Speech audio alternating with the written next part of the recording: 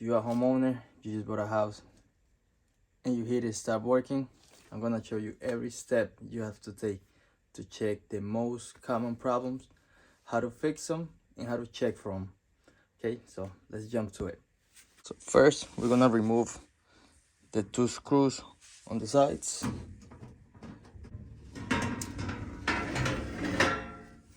And then we're gonna remove this one in the middle.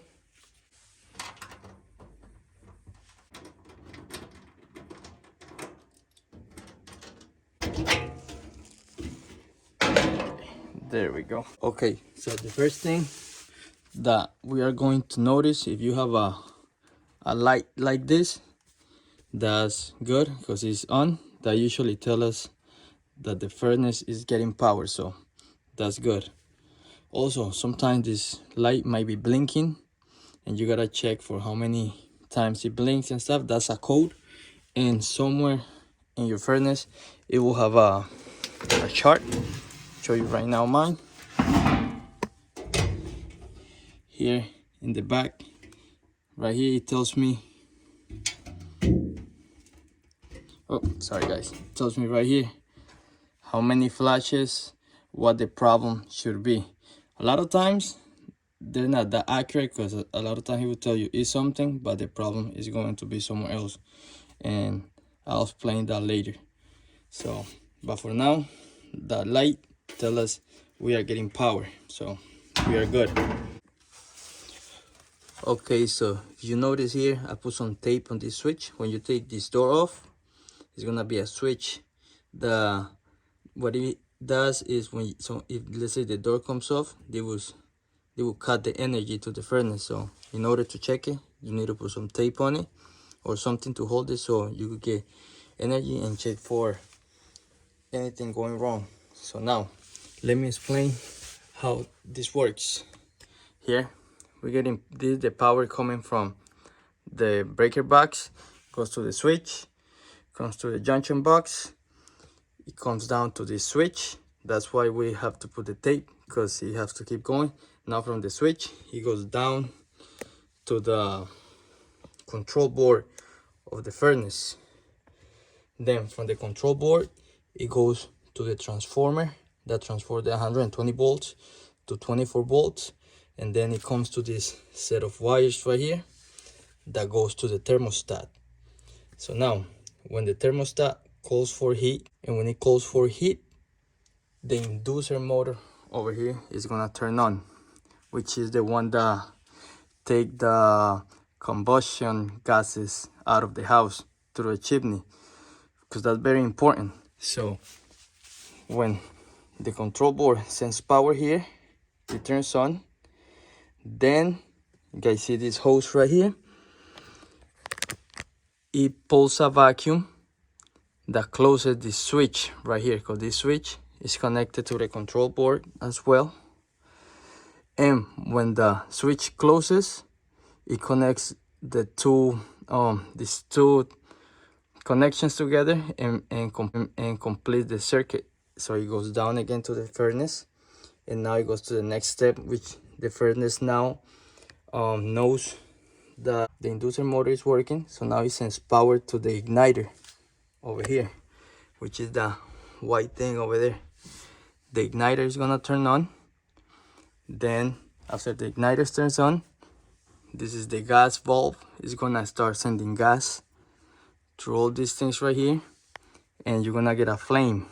And then on this corner over there, I know you see it, that's the flame sensor, which what it does, it senses that there's a flame, so it tells the control board that there's a flame, and it will keep sending gas. Because if it doesn't sense any flame, the gas is gonna stop, because you don't want, you know, gas going into your house. So that's very important, and that's a very cool safety thing, because that keeps you safe. You don't want to have that carbon dioxide going into your house or none of that. So now I'm gonna tell you how to check for any errors or any problems here. So okay, let me explain how this works. Power comes from the breaker box to the switch, comes to the junction box, goes to this switch right here that we put tape on so we could, you know, keep everything going. Then it goes down to the furnace. From the furnace it goes to the transformer. From the transformer it goes to the thermostat. Then from there, if you call for heat, then the thermostat is gonna call for heat. Then the first thing that's gonna turn on is gonna be the inducer motor, which is this right here. So it's gonna send power over here, and then after that this switch is gonna close and it's gonna tell the control board that everything is working fine. So now the control board sends power to the igniter. The igniter turns on, then the gas valve gets power and starts sending gas. So now you have a flame.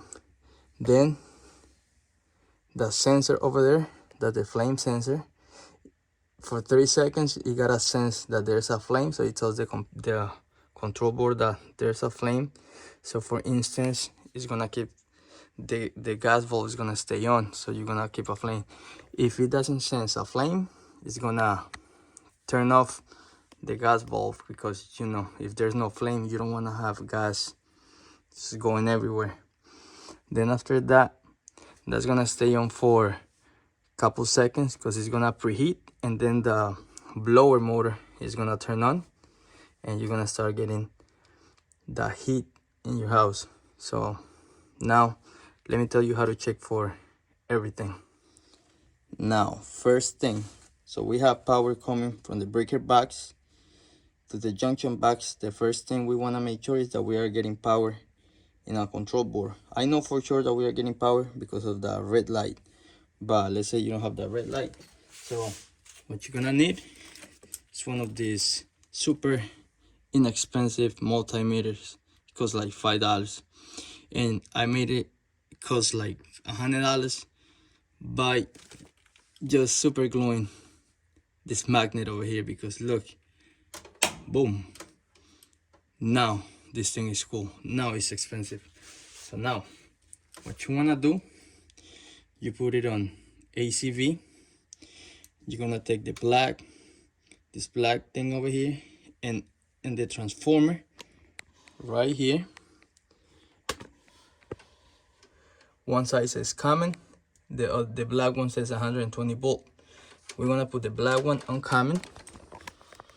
I want you guys see over here. We're gonna put the black one on the common. I'm gonna put this red one right here on the black, connecting to the switch. Okay, and you guys see it reads 120 volts.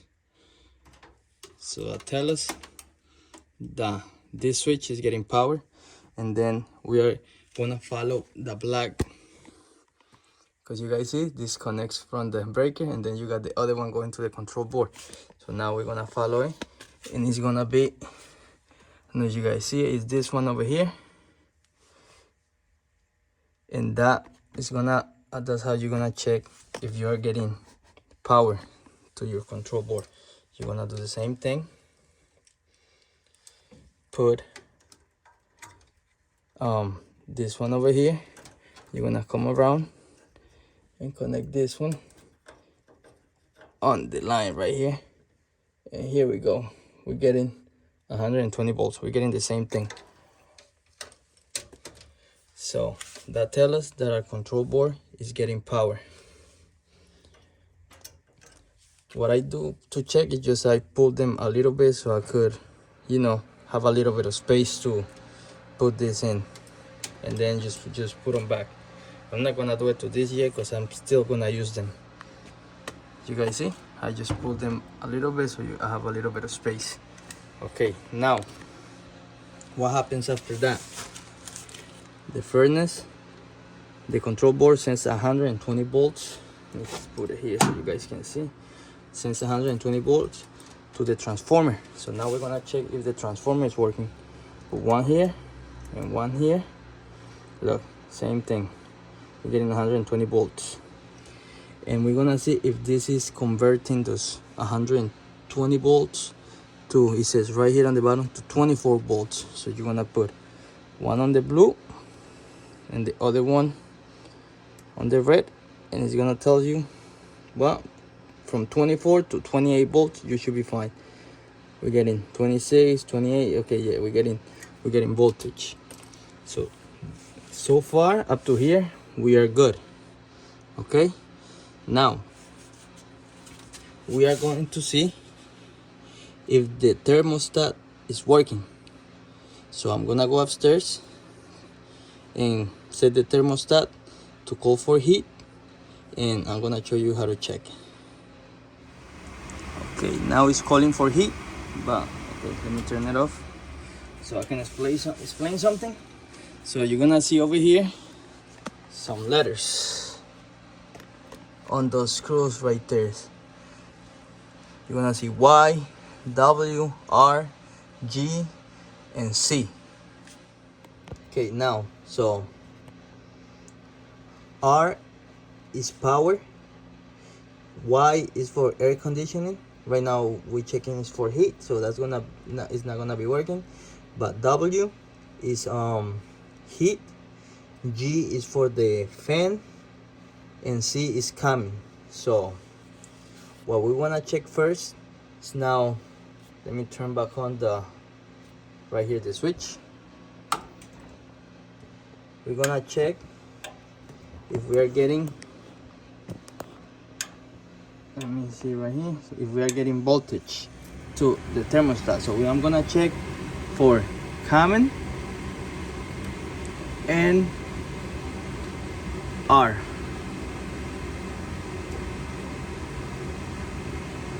R right here. You guys see? I'm getting, you gotta check from 24 to 28 volts. That should be fine. So we are getting voltage right here. So that's good.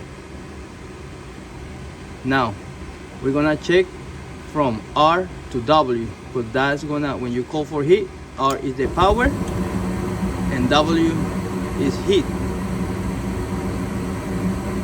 So you guys see there, we are getting voltage, so that's fine. Turn this off so I can talk. So that's fine. So that tells us that we are getting voltage right here, and at this moment we know that the control board, it should be fine. There's nothing wrong with the control board. Now I'm gonna show you a little trick. I'm gonna show you a little trick because you gotta know this. Okay, so right now we know that the control board is fine. We're getting voltage, everything is fine so far. Let's say we check here and we see that we got voltage. R to W is getting voltage, R to C is getting voltage, so we good. But let's say that you go to your thermostat and you turn your heater on, you call for heat, but nothing happened here. One way to check is we're gonna jumper this furnace. So we're gonna get, you can get a piece of wire and make like a C, because we needed to touch W and R. Or you could get these alligators. This is what I like to use. It's just a piece of long wire and it has two alligator clips on the tip. And what I'm going to do is you're gonna put one to W and one to R. And what that's going to do is that it's gonna turn on the furnace. So we're bypassing the thermostat. So let me show you. We put one to W and one to R, and it should start coming soon.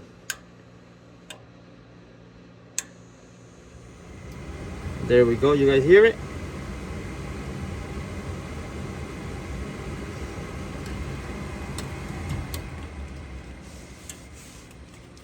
So that's how, if that works, what that's telling you is that there's something wrong with the thermostat, because we bypassing the thermostat. So at this moment we know that there's something wrong with the thermostat. You gotta go upstairs, you gotta check the battery. A lot of times those batteries are bad and it doesn't let the thermostat work properly, and that might be the problem. Another times it's going to be some of these wires going up, you know, all these wires going up might be damaged inside, so you gotta check for continuity on those wires. What's continuity? Is checking the wire is not broken. The way you check that, you have to take out your thermostat, remove the screws, and bring down the wire, and this is what you do. Let me give you an example. Okay, so you're gonna grab your multimeter, you're gonna set it to this over here, to ohms. Sometimes it's like a horse, or right here, like a horseshoe. You're gonna put it here. Let me see if you guys can see. Okay, you guys see that one? That's a number 1. So you're gonna put one of these to one side, and you're gonna put the other one on the other side. You guys see the multimeter is getting a reading.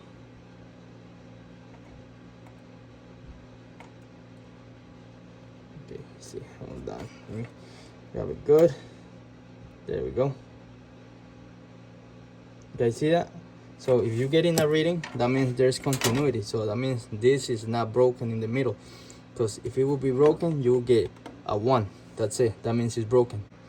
So what I just showed you there with the continuity is what you're going to check to every single wire. Because you're gonna disconnect the thermostat upstairs and bring the wires down, and you check one by one, C to C.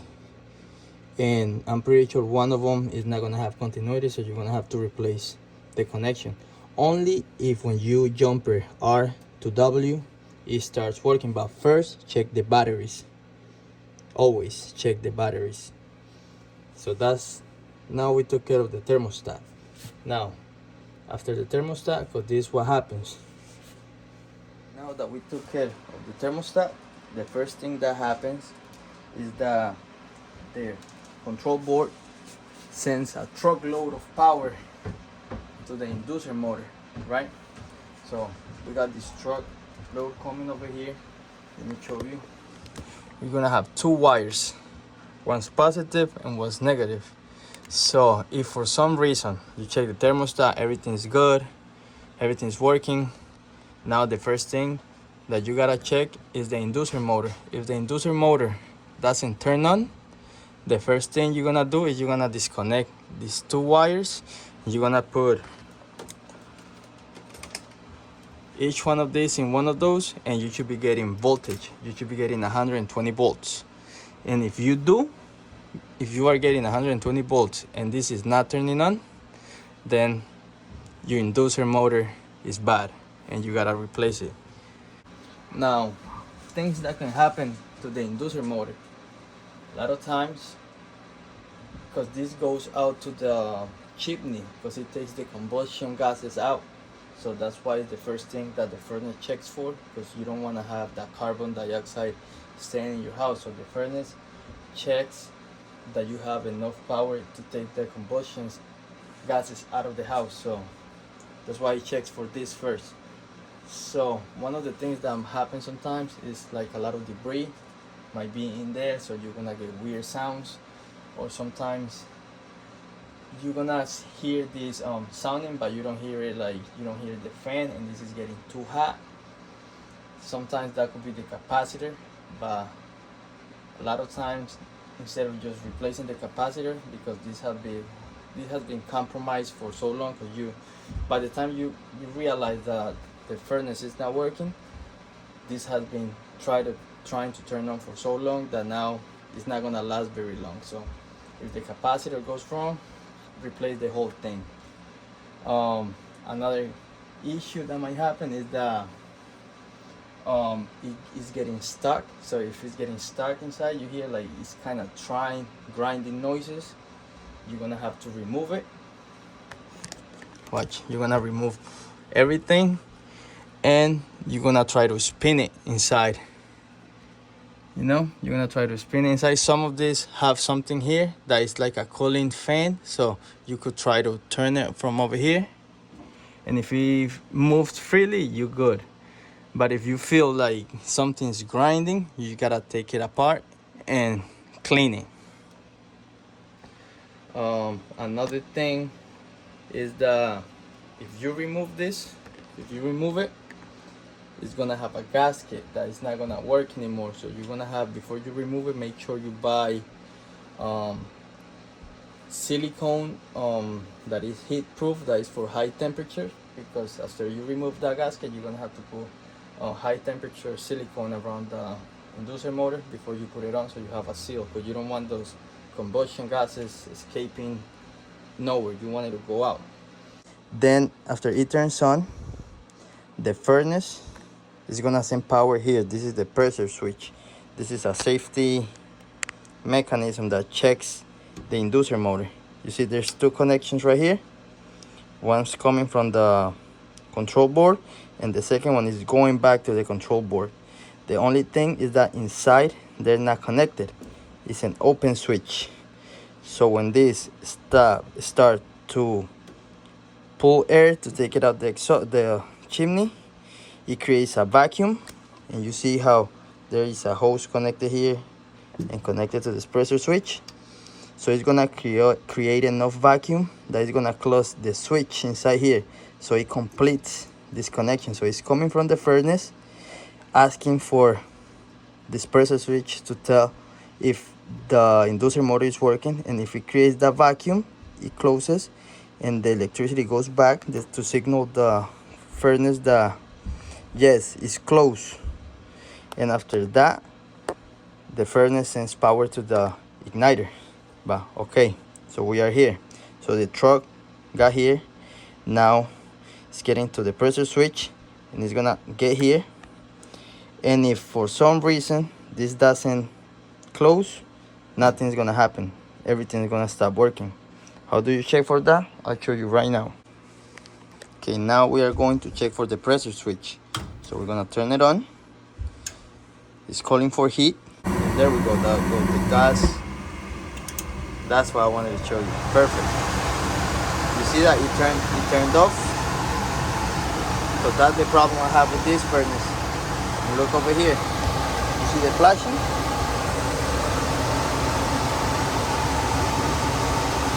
1, 2, 3. So right now, so far, everything is good except for this.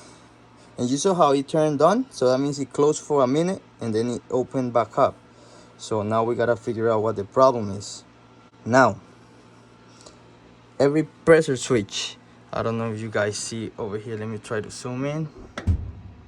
It says -0.7 water columns. That's the amount of vacuum that this needs to have for this to close.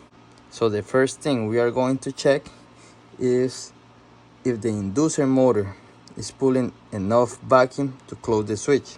For this, we're gonna use a manometer. I got this on Amazon. It's one of the cheap ones. Just for a homeowner, this is good enough. So you're gonna get a manometer and we're gonna remove this hose right here from the one from the pressure switch. It goes right here. We're gonna disconnect it. And I got me, sorry guys, it's kind of difficult to manage this camera. I got this because these are too thin. I have to buy this AutoZone. This is like a vacuum fittings, so I could find one that goes in this one. So you connect it here, and remember how it says that it's -0.7. We gotta get a vacuum stronger than that. So we got it here. Now we press hold to get it to 0.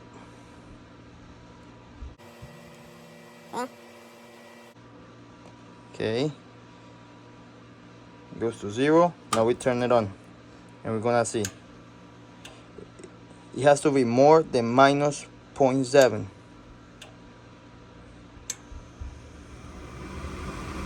Oh, that's way more than -0.7. We got -1.4. So that tells us that the inducer motor has enough power to close the switch. So it's not the inducer motor.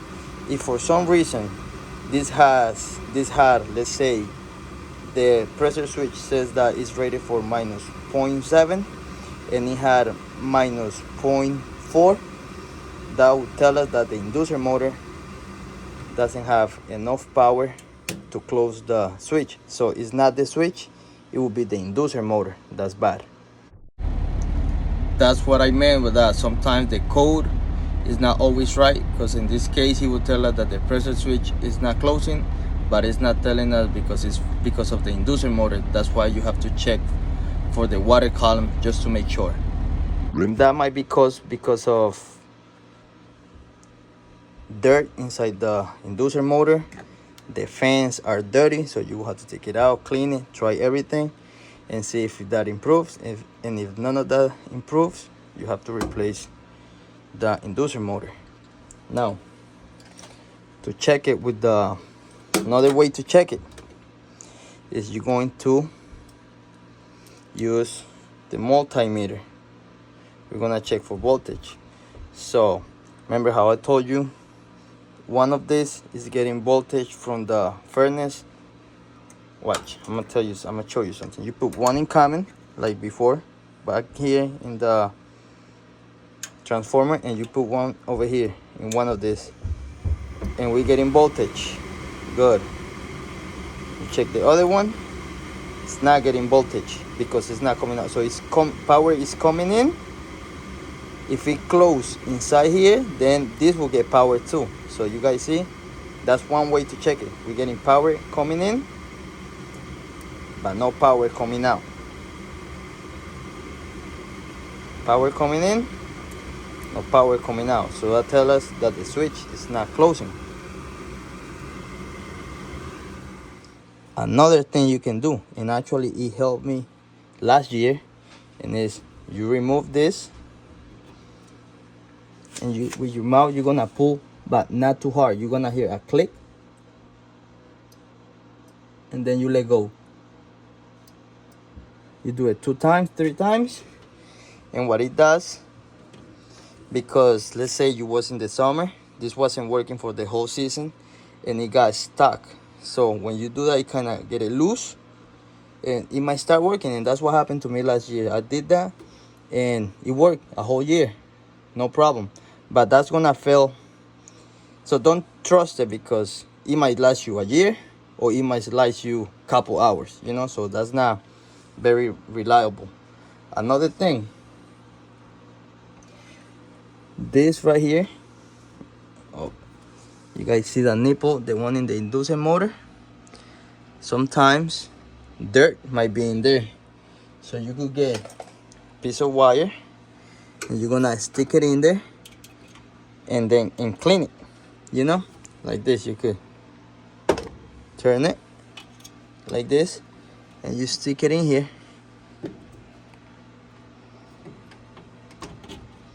and you clean it.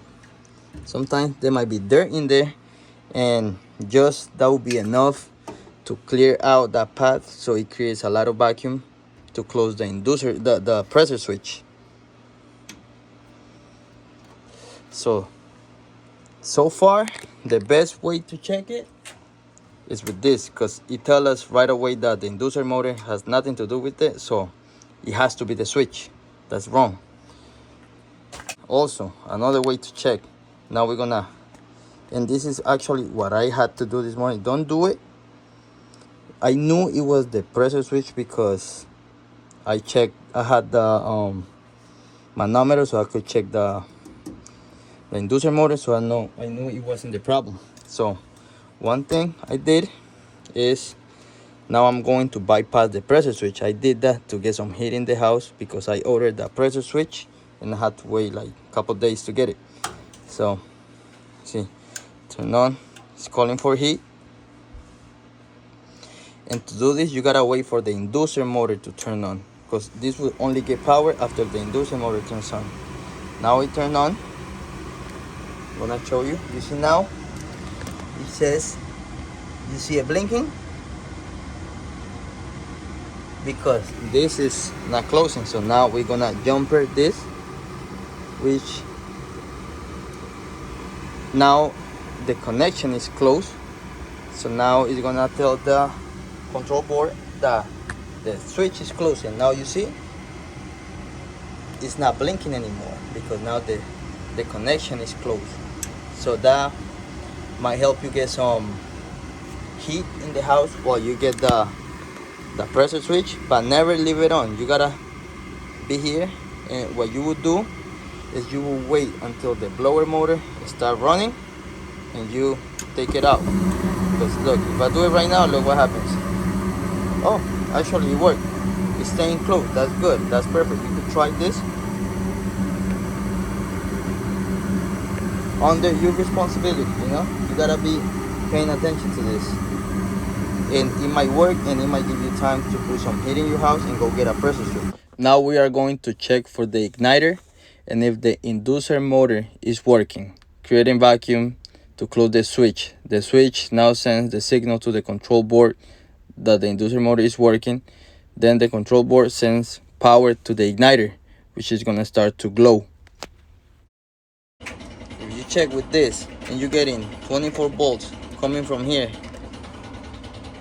and then after it closes you got 24 volts coming from here, then the next step will be the igniter, and it will have to turn on. If it doesn't turn on, then you have to order one, and that's very easy. You just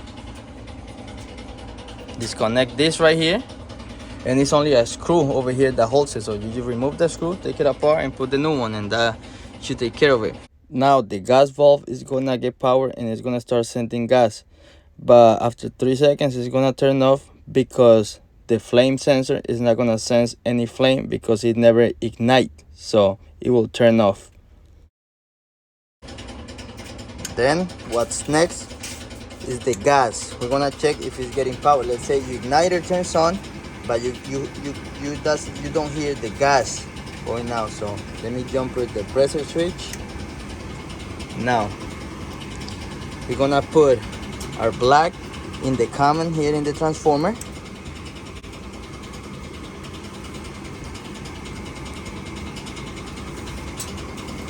And we're gonna stick the red one here in the red one until we touch the prongs inside. Be careful not to damage it. You see that right there? We're getting 24 volts. I hope you guys see the multimeter. So that tells us that we're getting power here. And then after that, the flame sensor is going to sense the flame over there. You guys see it? It's that little rod over there. You see how it's in the flame? It's gonna sense it. So now it's gonna tell the furnace that there's flame, and then you're gonna hear the blower motor and you're gonna start getting heat. Let me turn this off. If for some reason after you get the flame it turns off right away, it might be that the flame sensor is bad. Okay, but remember the what happened with the pressure switch, that first it closed, and then we got the igniter, and we even got the flame, and then it turned off. And the thing is that it wasn't the flame sensor, it was the pressure switch. So in that case, what you do before you blame the flame sensor, you gotta check the light over here to see if it's not flashing. If it's flashing, it's not the flame sensor. You gotta go back to the pressure switch. But if the flames turn off and it's just getting like a straight light, which means that it's okay, then what you're going to do, you're going to remove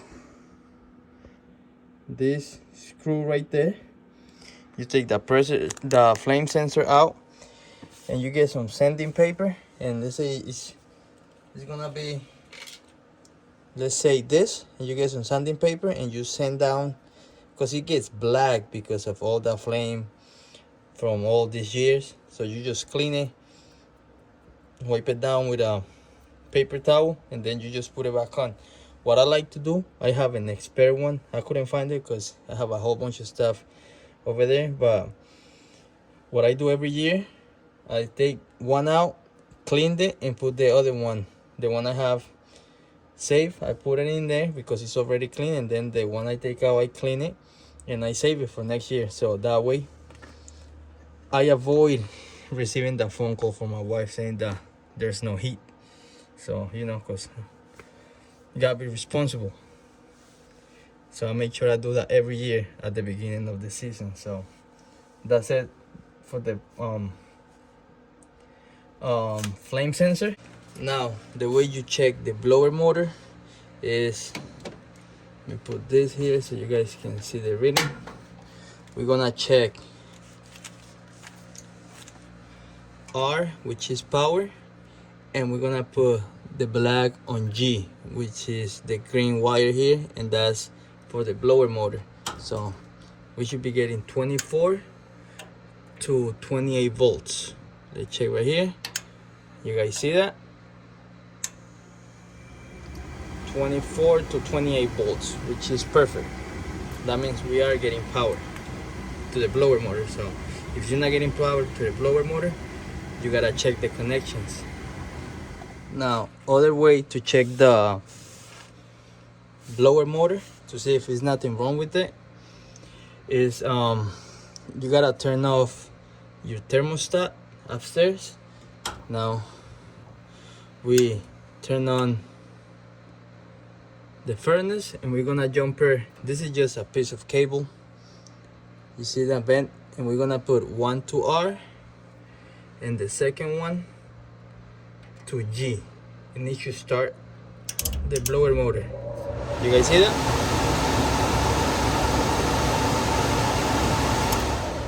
So if that happens, that means that your blower motor is good. Okay guys, now let's address the problem that I have here, which is I'm going to replace the pressure switch, which is broken, it's bad. Okay, so to change the pressure switch, we are going to disconnect the two wires right here, and you got two screws here, and that should come off, and we disconnect the hose. Let's do that right now. And you want to make sure that you put it the same way that it is right here, because as you guys see, it doesn't need a lot of vacuum force to close the pressure switch. It's just minus 0.7.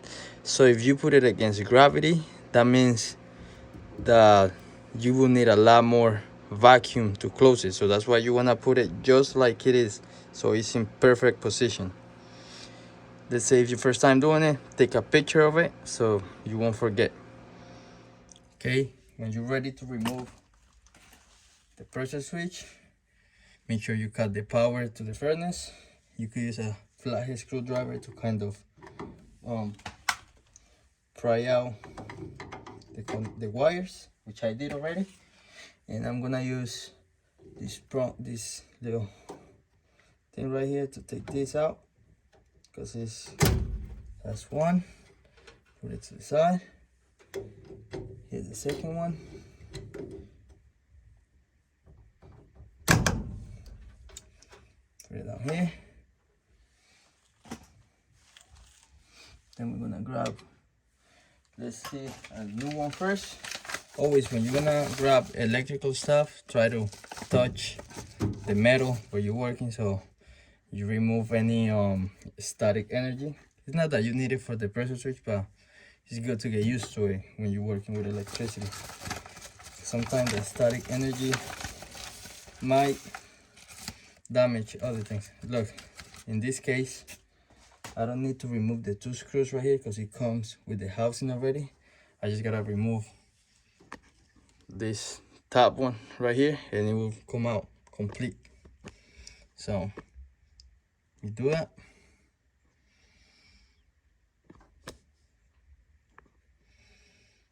Sorry guys with the camera skills, but it's a little difficult by yourself. So we put this on the side. I think this is for this one. Yes, it is.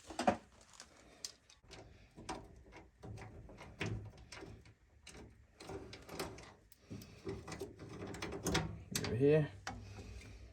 Disconnect the hose, put it to the side, grab the new one,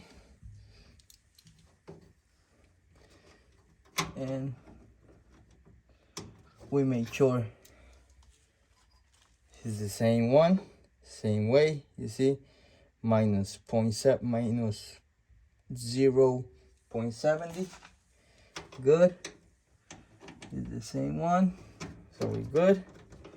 Start screwing this together. Now, when everything's where it's supposed to be, you connect the hose. Show you put it all the way in. Perfect. You grab one of the connectors, push it in all the way. You push in the other one again all the way. Perfect. And moment of truth. Gonna turn it on.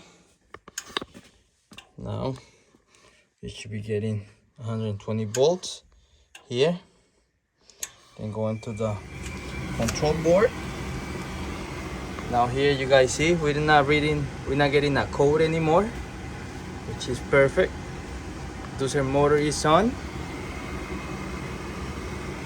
The pressure switch should be closed now.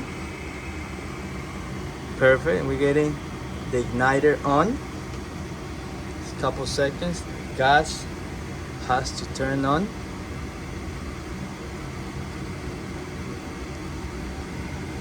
Give a couple seconds. There we go. Now flame sensor has to be sending signal to the board saying that we have flame. So it's gonna get a delay because it needs to like warm up the vents and everything, but you don't want cold air coming out of your vents, so it heats up a little bit. That's why it takes a little while for the blower motor to kick. Now it's on and we are all set, guys. That's it. That is everything. See how easy it was? Hope you guys enjoyed the video. Now this sounds stupid, but it happens a lot of time. For some reason, people trying to turn things off and stuff, they turn the gas off and they forget to put it back on. So a lot of times that might be a problem. Also, check your filter. If you haven't replaced your filter, that might be the issue that's making the inducer motor not have enough draft to close the pressure switch. So that's it, guys. Remember, guys, subscribe, like, and share this video. Thank you. Don't forget to put everything back, all right?